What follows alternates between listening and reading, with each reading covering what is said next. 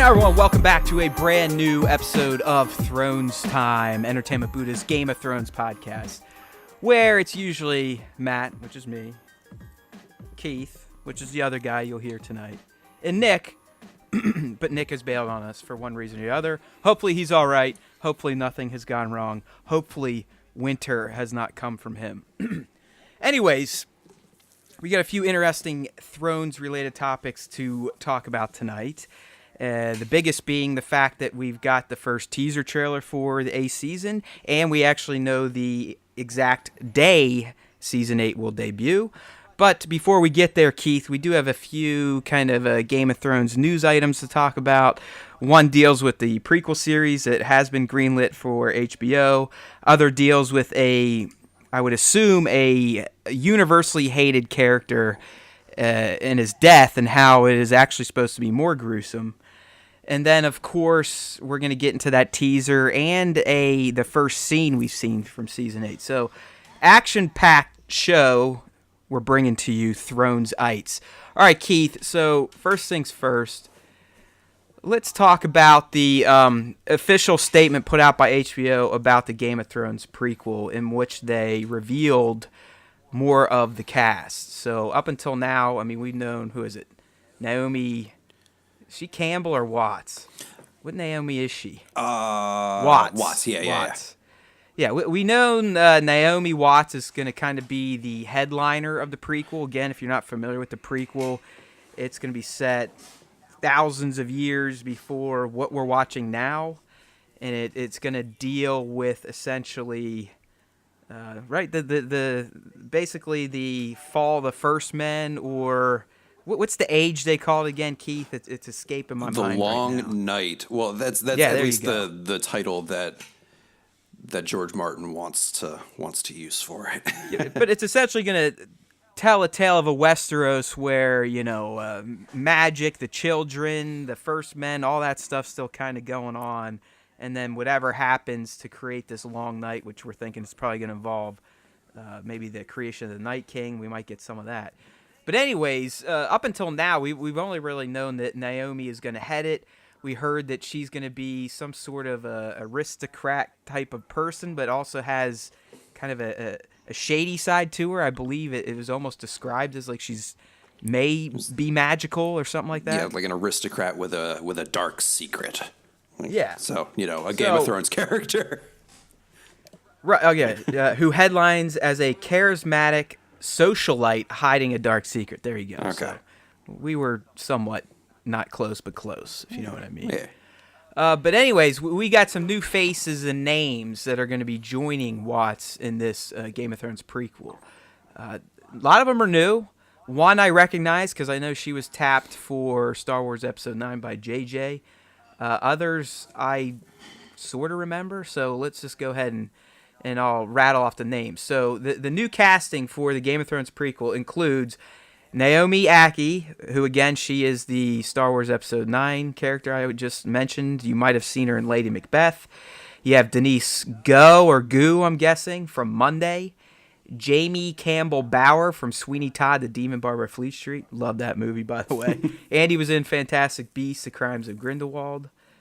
Was that the second one? Yeah, that one was terrible. I'm kind of glad I didn't go see it. Okay, not that this is a Harry Potter podcast, but Rowling is essentially, she's at this point 100% channeled George Lucas and how he approached the prequels for her prequels. If that tells you anything. All okay. Right. So yeah, that guy. If you've seen those movies, you probably he kind of has a face. He's a guy that I've said I'll try to link these in the post if you're following along. He kind of looks like the actor that plays Theon Greyjoy, but he just has that face that looks like he should be in shows about medieval time type of shit. Yeah, very, very striking features. Yeah. Then you got Sheila Atom from Harlots, Ivano Jeremiah from Humans, Georgie Henley, the Last Chronicles of Narnia film. So last time you saw him, he's probably a child actor.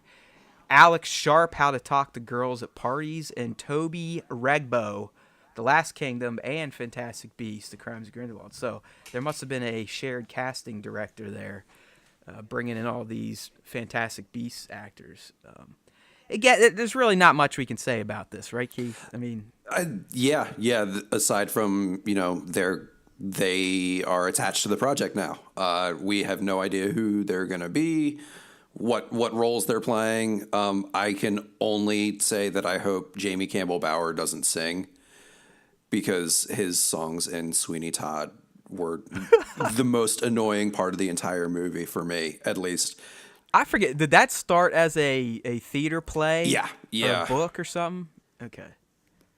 I just, when I went to see that the first time, I was just blown away. I was like, this is one of the craziest things I've ever seen. Yeah, it's like an R-rated musical. Mm-hmm. Yeah, I mean, that's exactly what it is. And I mean, there are fun moments in it, but hearing him, croon on about Joanna. All right, man. Joanna. Yeah. I was like, all right, man. I need to watch that again. Like, you don't need to say her name anymore. Yeah. Okay. I guess one thing I'm noticing here is we're getting a little more, I guess, kind of minorities in a Game of Thrones cast. True. I mean, I'm trying to think about Game of Thrones proper, and I think the only black person was that one dude in Karth, like in season 2, right? And, Miss Endy. And Davos's friend. There are a lot of people of color, and I'm thinking it's because we're going to be focusing not so heavily on Westeros, but also looking at the East as well. Right. Exactly. So I think that's why we're getting, more diverse actors cast. Yeah, no, totally. Yeah, so you're thinking maybe we'll be bouncing back and forth, maybe a lot on, was it Essos? Yeah, I think we're going to be seeing a lot more of Essos as not just where the Dothraki live. Excellent. So that's right, pretty cool. Those of you keeping tabs on this prequel, still not much else. I mean, we know Jane Goldman and George Martin himself are the creators of the series. Goldman will be serving as the showrunner. Both are going to be executive producers. And then you got S.J. Clarkson joining the production team. This person's worked on Defenders, Jessica Jones, so a lot of the Netflix Marvel shows. I mean, obviously, the pedigree behind the crew here and the cast is shaping up very nicely. I don't think anyone has any reservations about this show. I think we all know it's going to be top notch, and it's probably going to be pretty damn good. As soon as we get more, is in terms of when it's going to air, if it's going to be more than just a pilot, because I believe at this point, like they just ordered up like the pilot, right? Or has a full season been ordered? Yeah, I don't think there's been like a confirmed they picked it up yet. I think they're still in the pilot stages. All right, but I'm excited for it. I mean, I've said this before on other podcasts. When it comes to my geeky stuff, my Tolkien, my Star Wars, even Harry Potter, I love lore, and sometimes lore that might not have been explored in the narrative that I first fell in love with. I like, that's why with Star Wars, I know Nick makes fun of me because I always bring up Star Wars regardless of what we're talking about. Sorry, I do it in my teaching. I can't help myself. But when back in the late 90s, mid 90s, when they announced the prequels were coming around, I was like, you've got to be kidding me. I'm finally going to get to see some of this stuff old Ben was telling us about. I was like, this is going to be amazing. And then obviously it came out and it was a disaster. But I love lore, and this is just going to add lore to Game of Thrones proper. We can get other spin-offs out of this. Who knows? But this one, to me, sounds like it's almost like the genesis point of a lot of the stories we've heard in Game of Thrones proper, and then obviously we're hopefully going to get to see in this prequel. Yeah. So sign us up. All right. We also got... when the new year came around, HBO kind of put out its, hey, this is what we're doing in 2019 trailer. And lo and behold, at the 40-second mark in that trailer, we got the first official glimpse of a scene from Game of Thrones Season 8. And it was actually a pretty big moment. I'm surprised they decided to splice that in there. I'm also not, because it is such a big moment, and it will create buzz and talking points. That's probably why this HBO trailer has been viewed 5.6 million times. Honestly, I don't think people are coming to look for the other stuff. They might have got some Watchmen love in there. I could see maybe the Watchmen fan base coming around, but I think most of these millions, Keith, are for the Game of Thrones scene that we got to see. Yeah, gonna have to agree with you there. And what did we get? We got the first ever meeting between Dany and Sansa, as Lady of Winterfell, gives Dany reign of Winterfell. So it's a pretty big moment. And did you notice how Jon was standing next to Dany? Mm-hmm. I'm assuming this is right when they get back from. This is probably going to happen in episode 1, don't you think? Yeah, and that's, I think, well, like part of me thinks that the reason that it's included, even though, like you said, it's this sort of huge moment. We kind of had a feeling like it was sort of a foregone conclusion. Like, yeah, of course that was going to happen, and of course it's going to happen pretty early on in the season. At least that's my thinking. And yeah, I can't help but think that you're right that the Jon is aligned next to Daenerys because they're showing up back to Winterfell. Right, I just think they're walking in together. Yeah. I don't think it's like him, like, hey, this is my babe. Yeah. Although, I mean, it would be really, really cool if this does turn out to be something that got, staged. Or like Jon had to work on Sansa for a short period of time. Oh, yeah. And this was sell Dany to her. A little bit more performative. I don't know. That I don't think that that's going to be the case. But now I want it to be the case. Yeah. I do. I really think this is probably going to happen episode 1. I think it's going to be their grand return from Winterfell to kind of let the other Lords of the North and Sansa know what happened at the meetup down in King's Landing. Mm-hmm. Obviously, they're going to tell them that, hey, we think we got everyone on board, even though we know Cersei was just full of shit and she's going to do her own thing. But I even the look on Sansa's face in this little clip, I mean, you can tell she's still not... I just don't feel like she's a huge fan of Dany. I don't know if it's because of Jon. I know her and Jon have kind of reconciled. Mm-hmm.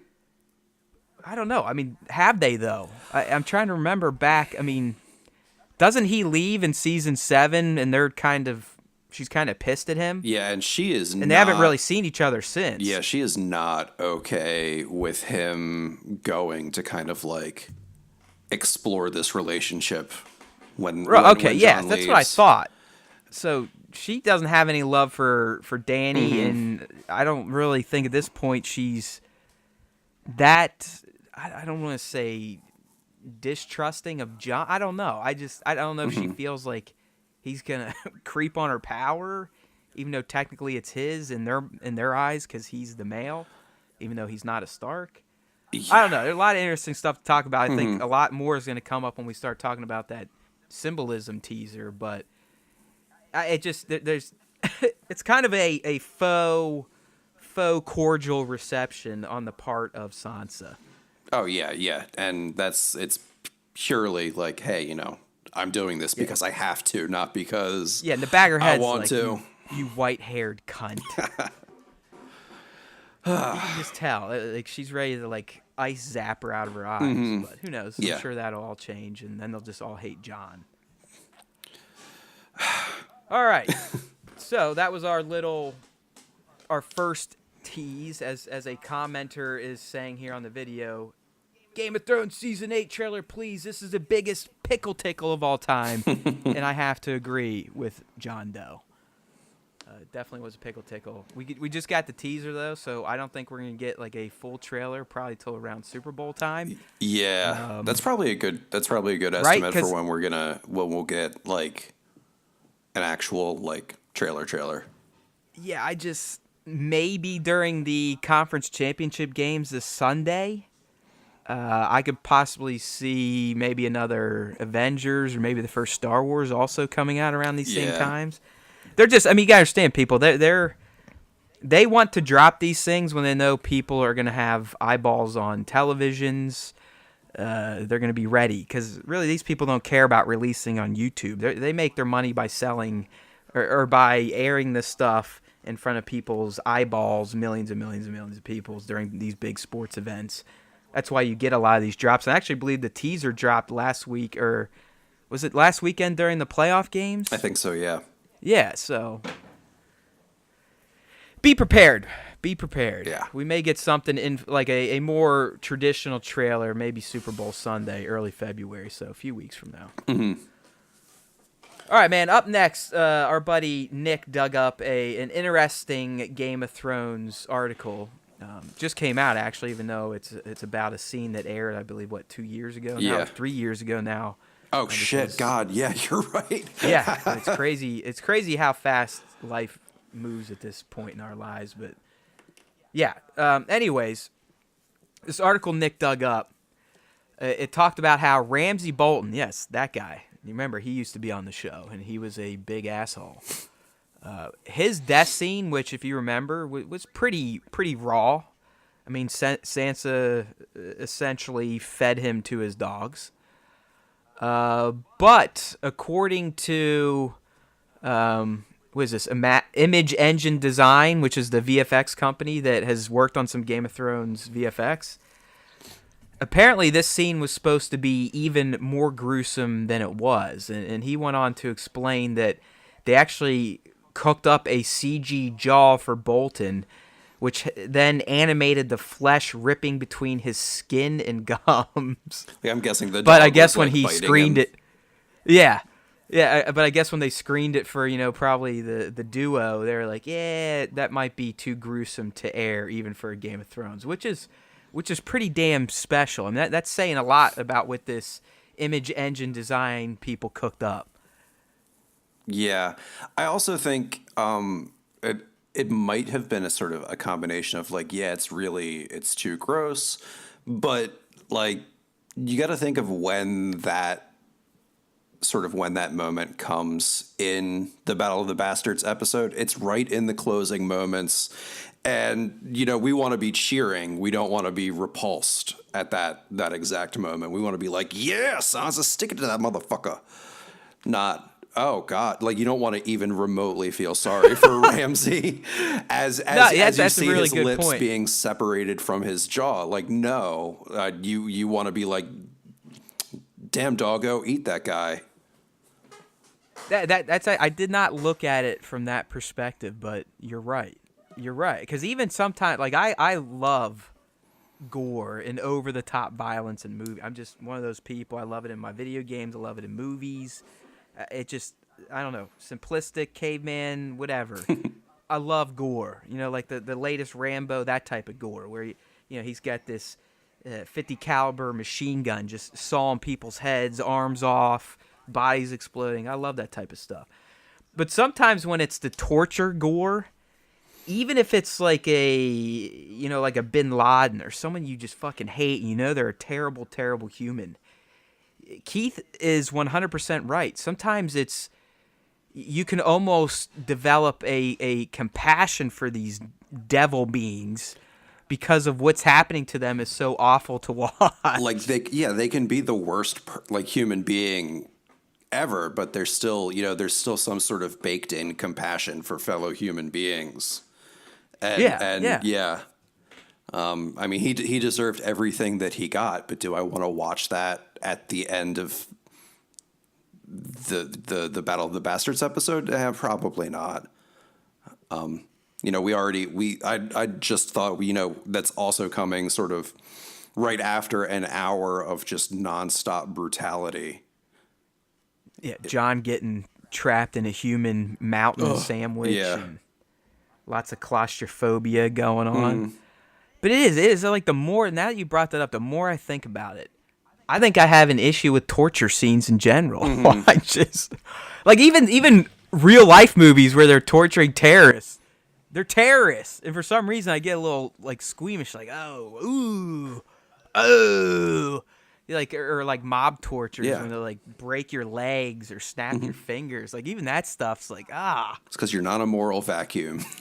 But then I could watch Rambo literally blow off some random dude's head and be like, yeah, that was awesome. Let me watch it in slow-mo. Oh, yeah. It's just the torture. I don't know if it's because it's personal and it's more one-on-one, or it's like even more sadistic than just gun violence. I don't know. I think that's why, there's sort of motive and context. And, like, I mean, you bring up Rambo. Rambo is so cartoonish that it's just like, it's really easy to disconnect from that. But like you said, man, torture scenes are just like, yeah. All right, well, how about I'm like up there feeling like, dude, when Ramsey's torturing Theon, oh yeah, dude. Right, and a lot of times they're not even showing the most gruesome stuff. It's just, and this is a credit to both of the actors. It's just the look on Theon. And you going as a human going like, oh my God, I can't believe what this would feel like. I can't believe how this would feel to be, flayed alive, have your dick chopped off alive, and this, that, and the other thing, fingers broken, mangled, twisted, his legs broken, ankles broke. I mean, just, it's rough. So, okay, well, not Rambo, but what about like the violence in a Pacific or Band of Brothers, like World War II violence? Like that doesn't, like, I appreciate that too, but that's like real life gory ass Rambo level stuff. You know what I mean? Yeah. Oh God, I don't know. I have no easy answers or ideas there. I mean, I think there is a level of catharsis that comes with watching that type of stuff. And there is, I mean, I think a lot of the reason why we're able to enjoy violence like that is because we are able to disconnect from it and sort of put a distance between ourselves and what we're seeing on screen. And, the reason why we can be like, fuck yeah, to, the Pacific or Band of Brothers or, any other war movie or instance of violence on screen is because we know that we're watching something that wasn't real. But if, and even, like biopics or stuff like that, it's still, it's a constructed image. We have this sort of safety of distance between us and what we're seeing.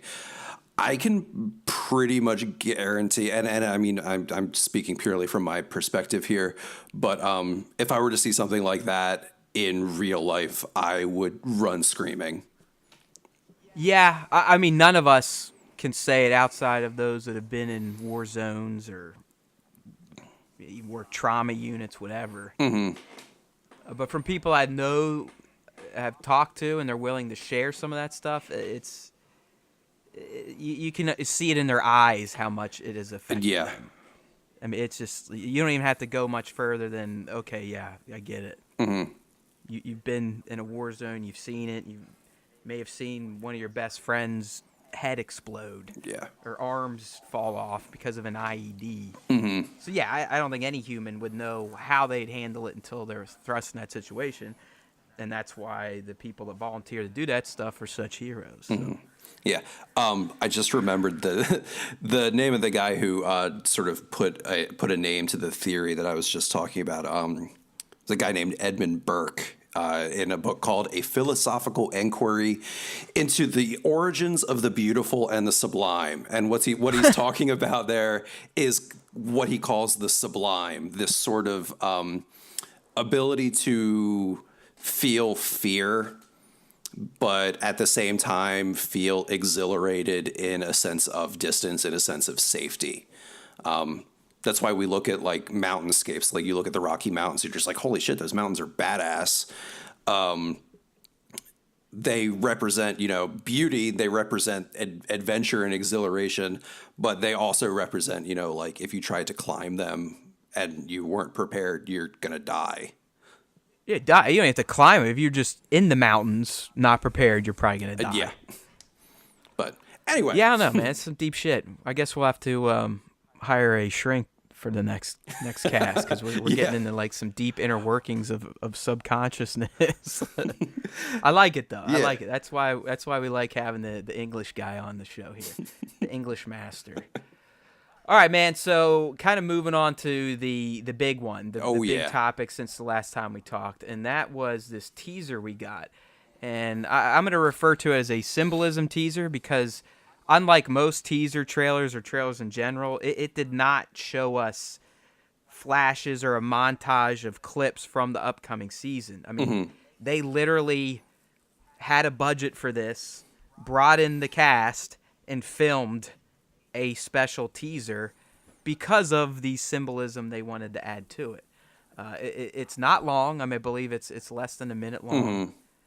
I guess I'll just kind of briefly describe it. I mean, I know most people probably watched it. Essentially, it opens up. It's in the Stark crypt in Winterfell, and Jon is the first Stark to walk through it. He walks by. Now we know his mother's statue, who was still holding the feather that I didn't. That's why I was glad Nick gave us that video, because a lot of these little things I didn't remember any of it. Anyways, he walks by Lyanna Stark's statue, and you can hear her say the line she said to Ned, like basically, "Please protect him." As he walks by, that feather falls down that Baratheon put on there in season 1. Then Sansa comes through, and she walks by the statue of her mother, who basically says, I pretty much started all this because I couldn't love a bastard, obviously referencing Jon.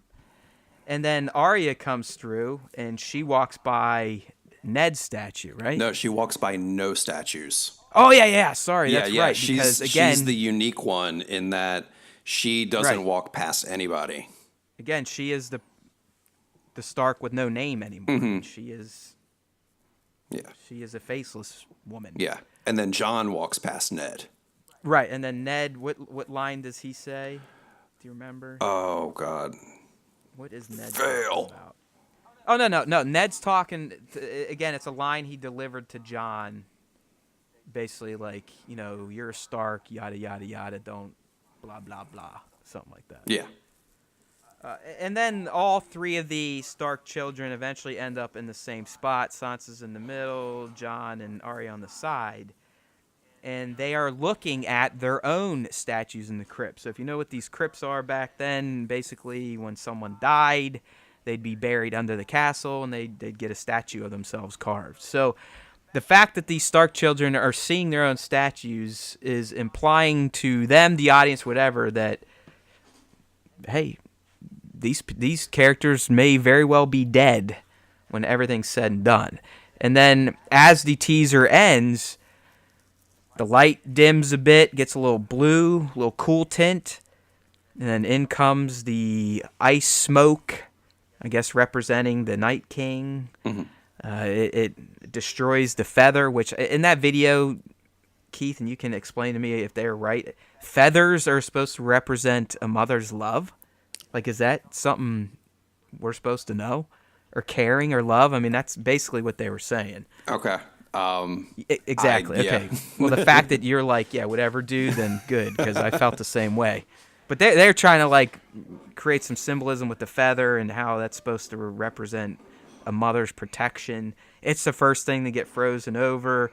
Jon draws a sword, Arya draws a sword, and then that's basically it. So what did you? I kind of want to hear your thoughts on this. What did you get out of this teaser? What type of symbolism do you think they're aiming for? What was this saying to us?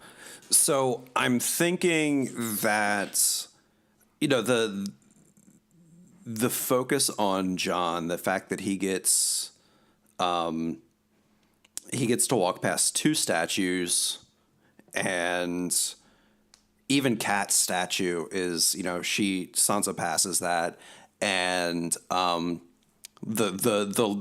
Catelyn line is in reference to Jon. I think it's very, very clearly putting him and his family situation squarely at the forefront of the trailer. And I mean, we've been talking about Jon as the central, the sort of the linchpin of Game of Thrones, the most important character, the prince that was promised for years now, right? So that's not too much of a surprise to me. I like the really, really low key nod to where Arya's been by not having her walk past anybody. I thought, Yeah, because I mean, she's essentially renounced her bloodline. oh, speaking of renouncing bloodlines, who is not there? Yeah, I was gonna see when we were gonna get there, but Good we're old here. Brandon Stark is Which, nowhere to be found. and I mean, it makes perfect sense, especially when we think about how Arya was introduced, that she didn't get to walk by any statues and get like some sage advice spewed at her. I mean, last season, Bran basically fully became the Three-Eyed Raven. Yeah, I mean, he basically, I can't remember. Does Bran he literally Stark say, doesn't like, exist anymore. yeah, I'm no longer Brandon Stark. I am the Three-Eyed Raven. So, Yeah, so that's where he's at. He can't die, really. I mean, I guess he can, but he ain't gonna die like his brothers and sisters. And if he does, he's not gonna be buried down in the Stark crypt, that's for sure. He'll become one with the earth or wherever the fuck that tree god did. yeah. I guess. Go ahead. Oh, keep I going, was going to 'cause say, how are you enjoying- feeling about the sort of the first half of the trailer? Okay, so I think I'm in lockstep with you. I believe Sansa's segment was key, especially Catelyn's line to her, because I think it's foreshadowing. Like, listen, Sansa, look how much I fucked things up, like in our family and the realm, because I could not love Jon Snow. I could not trust him, love him, treat him as a Stark. I think that's kind of an ominous warning for the character of Sansa. And even as we talked about in the scene clip, we know these two aren't really seeing eye to eye. I think Sansa, now that she's tasted some power, has had some victories playing the game, I think she doesn't want to give that up, especially to a bastard. But I think it's a warning, like, listen, guys, Jon is pretty fucking important to all this. And regardless of how you feel about him, your own personal desires, you have to side with him, be on his side, or things are only going to get worse. And I think that the stuff that was being said to Jon was, listen, man, it doesn't matter what your fucking name is. This is the person you are because of how you've chosen to be in life and how we raised you, and Ned's lessons to Jon, this, that, and the other thing. I also think it's kind of foreshadowing that when it comes to the time to decide who he wants to be, that Jon's going to remain a Stark. Yeah, I'm with you there. But I just think the phrases we got from at least the patriarchs of the Starks as we knew this generation was, listen, guys, you're all special, you're all great, this family, we are one of the biggest linchpins in Westeros in terms of keeping this nutty realm together. You guys cannot let yourselves be further divided. You guys got to band together to take on this threat. And we're not even talking about the human threat. This threat, the supernatural threat. You guys have to be as one. And Jon, wink, wink, is the key. Word up. And it's interesting. I just thought of this. The line from Kat is that, she couldn't love a motherless child. Well, we now know that Jon, that's not the case for him. He had a mother. Her name was Lyanna Stark. And I think that I don't know, maybe that line from Kat is kind of a foreshadowing how much of a massively game-changing thing the revelation about Jon's identity is really going to be. Oh, I mean, it's going to be one of the biggest reveals to the characters, at least, I think, of the entire series. I mean, what I'm trying to think of some of the other big moments. It just. Oh, as far as reveals go, I don't think any is bigger. No, I mean this is major. I mean, we're talking almost 2 generations of mega families bearing this secret. Well, and I mean, because it throws into question Robert's rebellion Oh yeah. was not found like that was not a good thing. It wasn't. Well, it was it wasn't. bullshit. I mean, it wasn't righteous. It was petty. him being a It usurper. was just straight jealousy and war. I mean, we now know Lyanna wanted to be with Rhaegar. Was married to Rhaegar. Yeah. So, woohoo! What about So I mean, it's going to be a doozy. I don't know. I don't know how people in the North can end up not respecting Jon though, because I mean, he still has Northern blood. Yeah, and that I mean, he literally is ice and fire. yeah, I think that's going to be the saving grace for him. Is that Even with Sansa? I mean, Sansa can't hate him. I mean, I think the only person that might change your opinion of Jon, honestly, could be Dany and probably Tyrion. Mm-hmm. Because he threatens their past the rule, Yeah, not the Starks. yeah. I don't know, some deep shit. It's all right. So kind of getting into the second half of it and seeing themselves. Yeah. How'd you decipher that? Oh man. I mean, I think it's just purely like who's gonna die? Like who is going to be the next Stark entombed below Winterfell? Right. I doubt that we get all three of them dying. I was just going to ask you, what are the odds they all survive or they all die? What do you think? God, I can't see all of them surviving, and I can't see all of them dying. I know. It's impossible. I'm like 95% sure Jon makes it to the end. And I'm about 75% sure Arya is going to make it to the end just because she's too badass. Is she going to, like, will she stick around after the sort of the threat of the Night's King is handled? Probably not, but who knows? I have a bad feeling about Sansa. And I have Okay. I have for a couple of years now. Where do you think it's going to come from then? That interests me. What's your guess on how Sansa perishes? What happens? When Winterfell is burned. You think so? Like I don't Yeah. know. I guess I don't see her dying in battle. I see her I don't either I dying don't because she necessarily did something see her dying in battle. I see her dying as like a strategic play. Like Oh, so you think she's going to like sacrifice herself? well, yeah, like somebody like and good God, am I spitballing here because this is probably a really stupid idea. But That's what we do, man. It's speculation yeah. out of our bungholes. Yeah, I see. Clearly they are aware that the White Walkers are headed straight for Winterfell, and she's probably going to be like, okay, well, somebody needs to be here to do,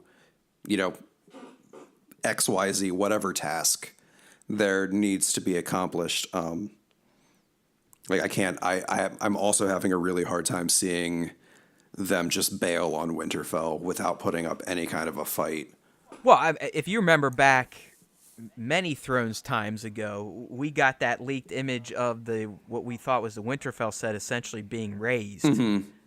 So, I mean, I think we're all pretty much in agreement that bitch is getting torn down, or getting attacked. It's getting sacked. I'm just wondering, is it getting sacked? Like, is it getting with raised everyone in it? With everyone in it, is it getting raised? Like as right in a battle, or do they strategically leave Winterfell to relocate somewhere, but try to pull off some sort of move to do something? I don't know.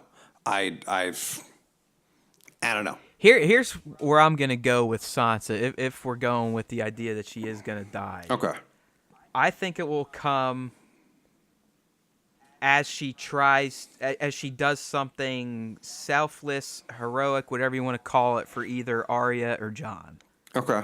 because we've known, at least up until last season, Sansa never really got along with Arya, vice versa.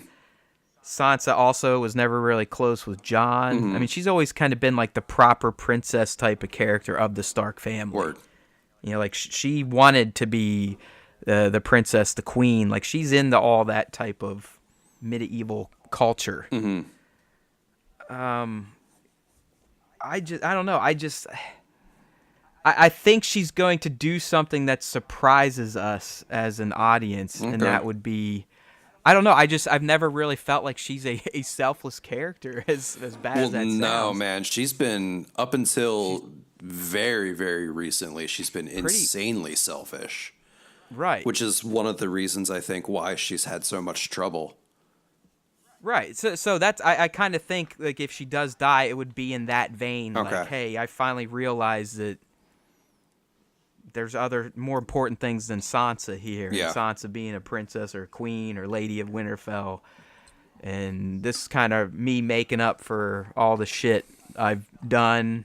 Yeah, I can see you or you. Something like that. I can see that. I mean, dude, there's a part of me that's like the Starks. Again, I've always felt like they were the heroes of this franchise. And they just, I mean, they got their teeth kicked in for the first 6 seasons or so. So there's a part of me that feels like, you know what, maybe Martin was finally like, hey, all right, I am going to let the good guys win in the end, even though I really fucked them up pretty hard for most of this story. But in the end, I'm going to go ahead and let these 3 come out on top. I don't think that's going to happen whatsoever. I mean, I think by the time the show ends, we'll be lucky to have 5 of the mains left. Yeah. Lucky. I'm being serious. Like, the way that the show's been going, the way things have been described, I mean, they were doing the cast read for season 8, and people were, like, dying, and they're so depressed, they're crying. Yeah, Kit Harington was depressed and mumbling to himself. Yeah. I mean, they've all basically said, when you guys see what happens, you're basically going to want to die. So. But, hey, I guess I'm usually Mr. Negative. I'm glass half empty. Maybe I'll switch to the positive outlook on life for this. The Stark kids are going to make it. All right. Now I'm with you. I think if one dies, it's probably Sansa. But Jon's such an easy choice to die, too. Yeah. I mean, he is like the epitome of a tragic hero. I mean, that's in the dictionary. Yeah. You see Jon Snow. Yeah. He's already been killed by his boys once for trying to do the right thing. Truth. I mean, that's like his lot in life. Truth. But yeah. But he's king, damn it. But he's win. Well, Rob was king. Joffrey he's magical though. Like he's literally magical. I mean, he was able to be awoken by the Lord of Light. Yeah, that's the only reason why he's Azor Ahai, man. I'm like, Jon doesn't die is because he's Azor Ahai. Yeah, he's basically Snow Jesus. So, yeah. All right, man. Well, as we kind of wrap the teaser breakdown, did you infer anything more from the chill coming in that was representing the doom that is 100% coming down on Winterfell? No, I thought that was pretty straightforward. Yeah. They're fucked. Yeah, it's been a constant in the marketing for the past couple of years, really. But really for this trailer, and then for the War Room trailer that we talked about last time, like that the sort of the White Walker mist, the cold. Yeah, we didn't get any flames in this one. Just the mist. Yeah, just the mist. But I think just the mist was a choice. 1, because we're in the north, and 2, because flame could potentially represent the hope. And I feel like at this stage in the game, we want to be setting things up in as bleak a manner as possible to be like, okay, well, how the hell are they going to get out of this? All right, so if you watched that video we kind of checked out the prep for, did you buy into their thought that at least that symbolism could imply that, hey, we know what the Night King can do with the dead. Could he be raising the lords and ladies of Winterfell? Oh no, I don't buy that at all. Okay, they'd be all bones anyway, so it really Yeah. wouldn't provide the visual effect I think people would want. Yeah, and it's just like I have a really hard time. They also buying hinted that at, I think one. a lot of this comes from book stuff, that there could be some mysticism or magic within the Crypts of Winterfell too, because I guess like generations ago, someone stashed a dragon egg in the Crypts of Winterfell. Yeah, that type of stuff I do buy. Okay. Because I mean, like you've said, man, the Starks are one of the oldest and most important families in Westeros. Well, I was going right there too, because we know the saying, like there always has to be a Stark in Winterfell. Yeah. Do you think that could imply more than just, hey, our family has ruled here forever, we need to be here? Could there be some magic shit going on where the Stark family has to rule up there? I mean, look what happened to Bran. Obviously, they have ties to the mysticism and the magical aspects of Westeros. I don't know. I thought it was interesting stuff. I can totally buy that. Okay. And it could all go back. I know we've talked about theories where Bran could literally be Bran the Builder, and he's gone back in time, and maybe he built Winterfell himself and laced it with magic anyway. So, yeah. I thought it was an interesting topic that it wasn't really thinking about when they brought that up. So kudos to them. Yeah. But we'll steal it. It was our idea. Yeah. We talked about it here first. It's a replica of the catacombs underneath of King's Landing, and it's filled with dragon fire. Yeah. There you go. You heard it here, folks. Got it. It's honestly, we know the ending. No one dies except Cersei. Tyrion rides off on a dragon. Jaime marries Sansa. Jon marries Tyrion. Miller time. All right, man. I think we've covered the Game of Thrones topics we wanted to hit on this episode of Thrones Time, so it's time to bring it to a close. Did we miss anything? Anything you want to share before we shut her down? No, I think that was pretty exhaustive. All right, rock and roll. We definitely went over our estimated time allotment, but that's usually what happens. One, you talk to someone like me because I am the tangent master. I cannot help myself. Well, I was the one who can't wanted to stick go to off and script. talk about romantic theory. Hey, man, we love it. We love it. Yeah. Arts and sciences is always welcome on Thrones Time. We get the career in tech and the arts and sciences balance. It's perfect. Just call me Sam. It's just like the Force, the light and the dark. All right, people. You know what we do about this time, and that's nothing. We just say goodbye. So, until next time, make sure that winter does not come for you.